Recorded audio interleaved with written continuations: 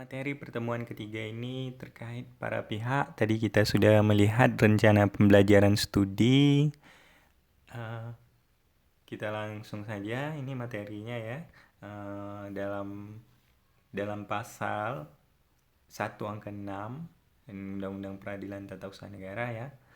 Pihak dalam PT-UN itu terbagi antara penggugat dan tergugat ya. Jadi kalau nggak ada penggugat dan tergugat, nggak ada para pihak di dalam hukum acara ini ya. Jadi para pihak itulah penggugat dan tergugat. Sekarang yang kita harus pahami, siapa sih penggugat itu ya? Penggugat itu adalah orang atau badan hukum perdata ya. Orang atau badan hukum perdata. Jelas siapa orangnya ini adalah orang yang memang dirugikan ya oleh sebab dikeluarkannya keputusan tata usaha negara. Karena ada yang dirugikan, apakah itu orang atau badan hukum perdata, maka dia melakukan gugatan. Makanya dia disebut sebagai seorang penggugat gitu. Kemudian siapa yang disebut sebagai tergugat? Tergugat dalam hal ini adalah badan atau pejabat tata usaha negara yang mengeluarkan keputusan ya. Jelas ya. Yang bisa mengeluarkan keputusan itu adalah pejabat tata usaha negara gitu. Yang punya wewenang ya. Nggak mungkin pegawai biasa bisa mengeluarkan keputusan gitu. Yang jelas yang mengeluarkan keputusan itu adalah pejabat ya biasanya. Makanya disebut sebagai pejabat tata usaha negara gitu. Kalau dia pegawai biasa, dia bukan pejabat gitu ya. Dia tidak punya kewenangan untuk mengeluarkan base checking ya, keputusan gitu. Makanya yang menjadi tergugat ini biasanya adalah pejabat tata usaha negara. Karena dialah yang mengeluarkan keputusan tata usaha negara. Sampai di sini jelas ya. Siapa itu penggugat, siapa itu tergugat ya. Kemudian objek gugatan peradilan tata usaha negara ini apa ya? Objeknya itu ya keputusannya. Keputusan yang dikeluarkan oleh pejabat tata usaha negara itu. Atau surat keputusan yang dimohonkan oleh pemohon tetapi pejabat tata usaha negara tidak menerbitkan gitu apa yang dimohonkan oleh pemohon gitu. Ini akan menjadi objek sengketa tata usaha negara juga ya. Gitu. Kita lihat selanjutnya objek peradilan tata usaha negara ini dalam pasal 53 Undang-Undang Nomor 9 Tahun 2004. Seseorang atau badan hukum perdata yang merasa kepentingannya dirugikan oleh suatu keputusan tata usaha negara dapat mengajukan gugatan tertulis kepada pengadilan yang berwenang berisi tuntutan agar keputusan tata usaha negara yang disengketakan itu dinyatakan batal atau tidak sah gitu. Jadi tuntutannya itu berupa dinyatakan batal atau tidak sah ya. Surat keputusannya itu bukan tuntutannya di penjara ya, bukan kayak pidana.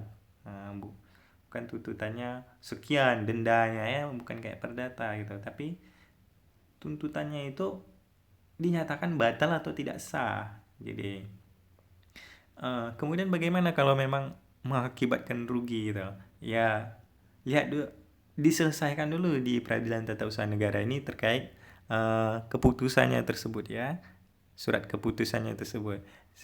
Jika dimenangkan oleh jika dimenangkan oleh penggugat, nanti baru gugatannya itu untuk selanjutnya ganti rugi baru dibawa ke pengadilan negeri.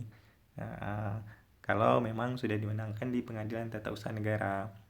Jadi bukan pengadilan tata usaha negara untuk memutuskan tuh kepada tergugat mengganti rugi ya, bukan ya.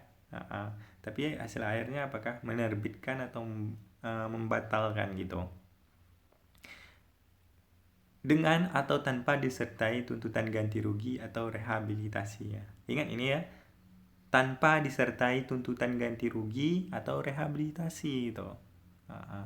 Jadi jelas tidak ada uh, ganti rugi atau rehabilitasi. Ini kan larinya nanti ke ranah perdata dan pidana ya. Kalau dalam Undang-Undang Nomor 5 Tahun 1986, penggugat itu tidak ada ketentuan yang menyebutkan siapa yang dimaksud dengan penggugat ya. Tidak ada kalau dalam Undang-Undang Nomor 5 Tahun 1986. Akan tapi dari ketentuan yang terdapat dalam pasal 53 ayat 1 dapat diketahui siapa yang dimaksud penggugat.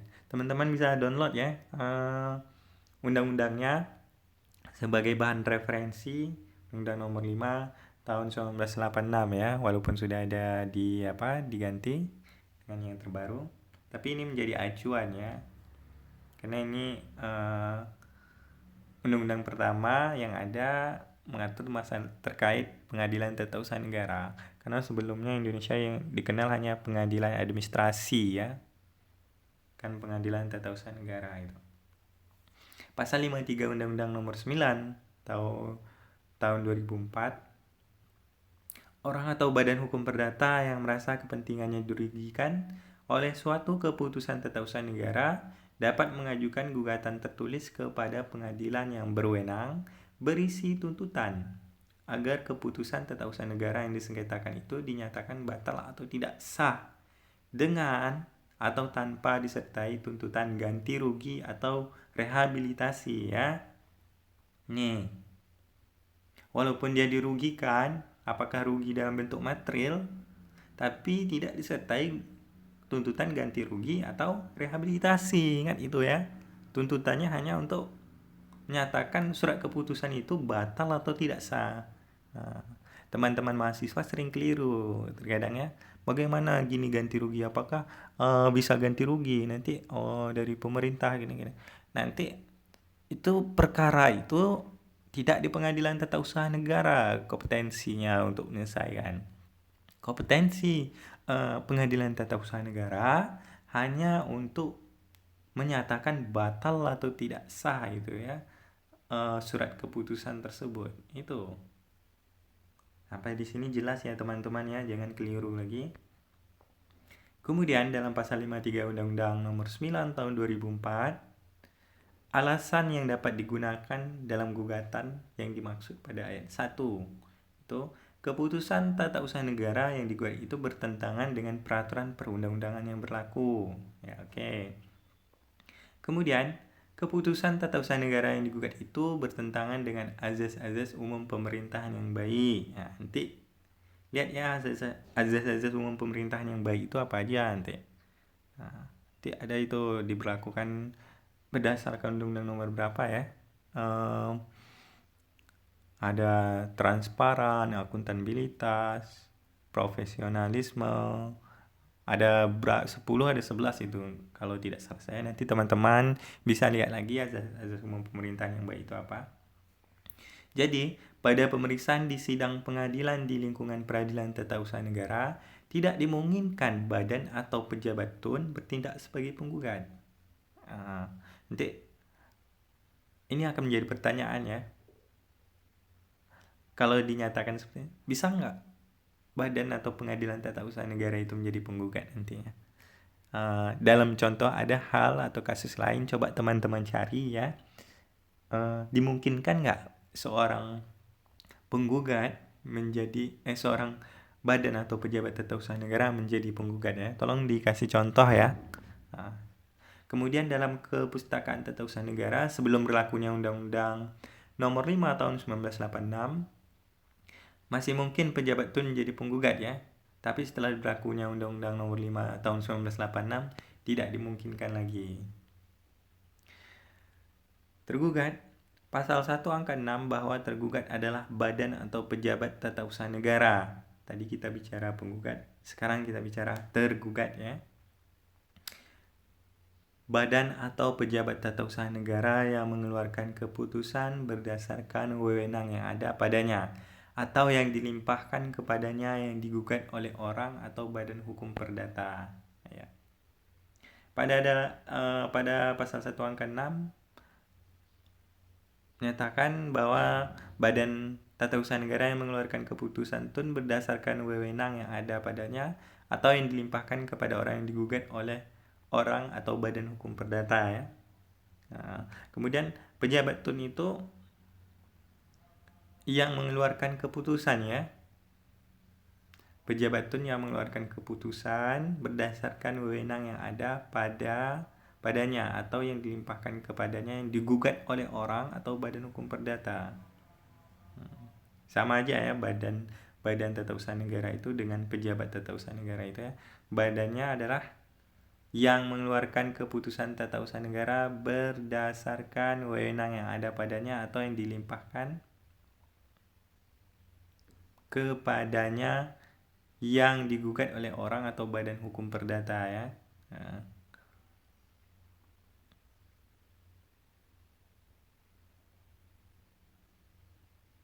ini ya ini maksud badan tata usaha negara atau pejabat tata usaha negara.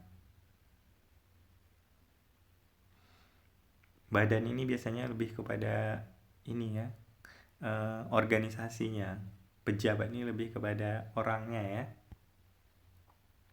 Jadi pejabat tata usaha negara itu yang digugat tadi itu orang yang memperoleh kewenangan berdasarkan atribusi dan orang yang memperoleh kewenangan berdasarkan mandat serta delegasi ya. Di pertemuan sebelumnya sudah saya sudah ada jelaskan ini ya.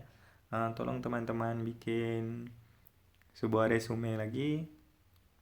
Pejabat tata usaha negara yang memperoleh kewenangan berdasarkan atribusi itu contohnya seperti apa? Yang memperoleh kewenangan berdasarkan delegasi itu contohnya seperti apa? Yang memperoleh kewenangan berdasarkan mandat itu contohnya seperti apa? Beri penjelasannya saya mau ini nanti ditulis terkait pertanyaan-pertanyaan saya di materi video ini, atau ditulis nanti di kertas lembar, bikin sebuah resume, di-scan, kirim ke saya ya. Kemudian itu saja materi yang saya sampaikan pada sesi 3 ini. Walaupun sedikit, saya pikir bisa mengena ya, bisa paham kita. Tidak perlu panjang lebar, nanti tidak akan paham gitu. Tapi sedikit memang bisa paham gitu, bisa masuk ya dan tidak lupa. Saya kalau panjang lebar nanti saya pikir kotak kita ini terbatas ya, lupa gitu ya teman-teman. Jadi makanya saya tidak mau memberikan materi yang panjang-panjang, yang berbelit-belit, cukup sedikit simple tapi kita paham siapa. Tadi indikator kita udah tahu apa, sekarang materinya apa, kita dapat pemahamannya, itu yang terpenting ya. Kalau kita sudah paham, indikator tercapai ya. Kita diberi indikator banyak sampai 10, tapi satu pun nggak ada yang kita ingat, yang melekat pikiran kita, itu percuma. Saya pikir sia-sia ya. Tolong yang sedikit ini dipahami benar-benar dan yang saya tugaskan dikerjakan ya.